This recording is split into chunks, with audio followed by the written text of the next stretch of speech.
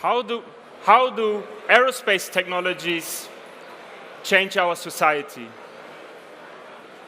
Why would you, as a startup, decide to go into the aerospace industry? High upfront investment, really long time to market, and high barriers. And what does all of this have to do with Africa? My name is Rey Buckman, and I'm leading the Airbus BizLab in Hamburg. It's a hybrid model. So on the one hand, we have startups, and on the other hand, we have internal projects that go through the process. And probably yourself, you are asking, what is the value that we have been creating for Airbus? 19.5. 19.5 million of business angel and venture capital money have been flowing into the startups after they have been through the program. And this is the really important number for us as Airbus. 42% are integrated into our company as partners. On the internal side, equally important, 62% of the projects have either been actively stopped, and that's really important, or they are en route to implementation. We've been doing this in 3 locations: Hamburg, Toulouse, and Bangalore. And this year we are opening the 4th location in Madrid.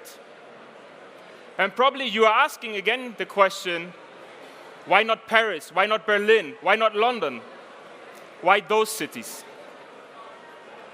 We decided, and that's really important for us, we decided to move the accelerator close to the Airbus employees.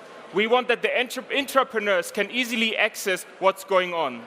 And we want the everyday employees, the people from procurement, from HR, from marketing, the engineers, the really detailed engineers, we want them to come out and see what's going on within the innovation field and the innovation journey. We're actually bringing them also to conferences like these so that they see what's going on. And here you can see, this is the way how we are actually approaching the entrepreneurs and the startups. It might not be obvious, but for us it's really important here to say, we are approaching them in exactly the same way. We are not making a difference if we are talking to a startup or an entrepreneur. And this is the journey that we went through to get to this point. Even the search fields that we are looking at, they are also pretty much aligned in terms of what we are looking for, because we are expecting that out of external and internal, we could get the same kind of ideas. By the way, if you are a startup, it is a little bit of marketing here. If you are a startup, you can still apply until Sunday for the program. The program, what does it mean? It's 6 months acceleration. It's structured. And here again, what is the learning for us? So for us, it means we can plan actually our activities. And this, I think, again, where we are in the globally as an accelerator market, if we put it into those terms, we have figured out how to bring startups and entrepreneurs to the level that they can actually have a business. And this is not unique to us. This is other people have figured that as well. What I think is really important here, and what we have done as the Airbus BizLab, is we created our own coaching team. So actually, we now have Airbus employees that know how to run a program, that know what are the problems that an entrepreneur and an intrapreneur are facing throughout their journey. And it's all towards skill building. So we have figured out what are the skills you need in order to build a business within the aerospace industry. And finally, equity-free cash. Some people would say, that doesn't make any sense. Why would you give out money without taking equity? And I would say here I only show you one part of the equation. Actually, we said, as an accelerator, your mission should be to find new partners for our industry. And this you should do equity-free. Because the decision to invest into a company, to take equity, actually take ownership in the company, is a different decision than the question of, is this a potential good technology partner for what we are doing?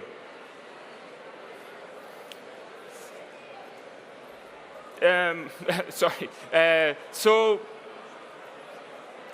this was, as I mentioned before, this was my few minutes of marketing about what we do as a BizLab Accelerator and so on. This is part. Now, the next part, actually, I want to spend on something, me personally, what I have learned and what was important for me throughout this journey. So here, you can see a timeline. And what you will see is speed of innovation. Yes, speed of innovation. I know you have heard it, speed of innovation. Here, it's a similar buzzword like digitalization and all of these buzzwords. But this is not what I want to show with this slide. An important element of this slide, actually, is that a certain industry or a certain player in the industry is not anymore owning a technology, or put it the other way around. Certain technologies are not anymore proprietary to a specific industry player. And this is changing the dynamics.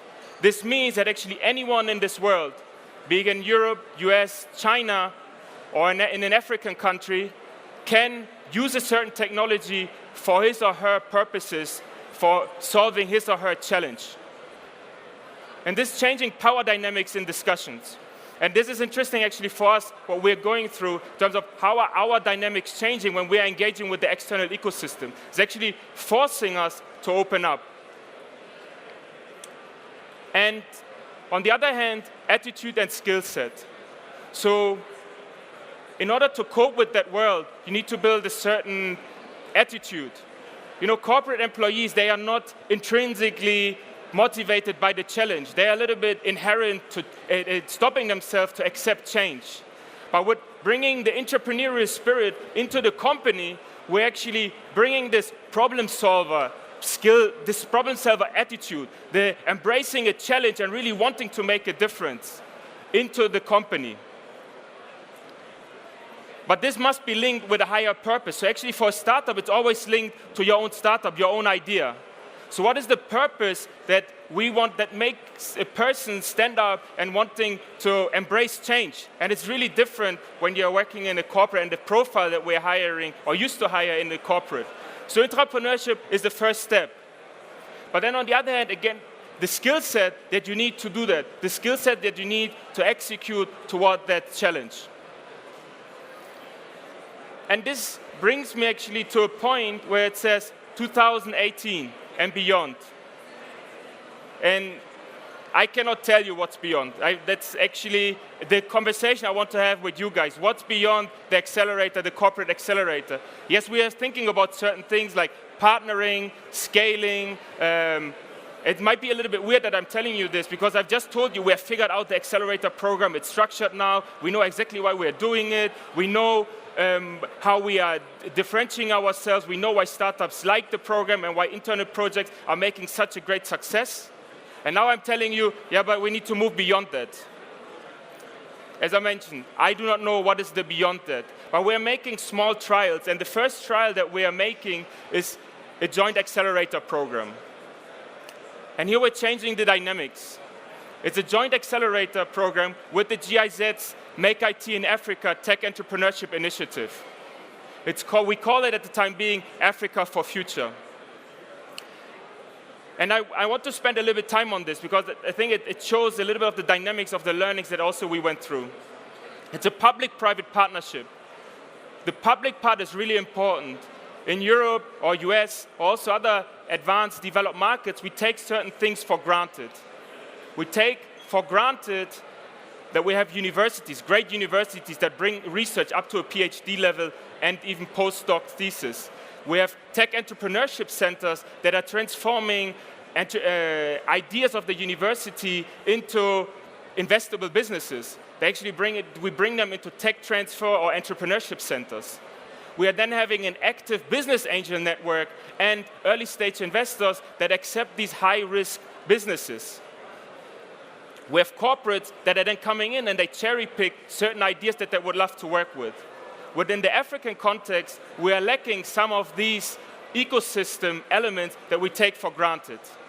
So by this public-private partnership, it actually allows us to bring in the ecosystem building aspect that comes through the GIZ Make IT, and we as a corporate, we bring a strong focus.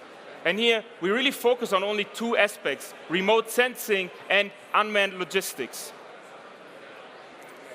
And through that, we bring the startups through that process, or we will bring those startups through the process. And at the end, we will take some of them into a proof of concept, or actually into the accelerator model that we have seen before. But we're also leaving something behind, which is the ecosystem development. So with this, this is my personal conviction, because I'm 100% certain that the next innovation about overcoming physical connectivity will come out of Africa. And through this joint program, the Africa for Future, we're actually helping into that moving forward, not only to contribute to the Sustainable Development Goals, but actually to open up a new world for us and for the entrepreneurs. And we're bringing in this purpose element, actually, to contribute and being challenged by this problem that we are seeing with remote sensing and unmanned logistics. My name is Rey Buckman, and if you would like to talk about startups and why startups make sense in a very rigid market, or if you want to talk about the next model of accelerators, or if you are interested to see how we move forward in Africa for Future, please come and talk to me. A bit of time for questions if you want to ask Rey some questions. Thank you, it was a great talk.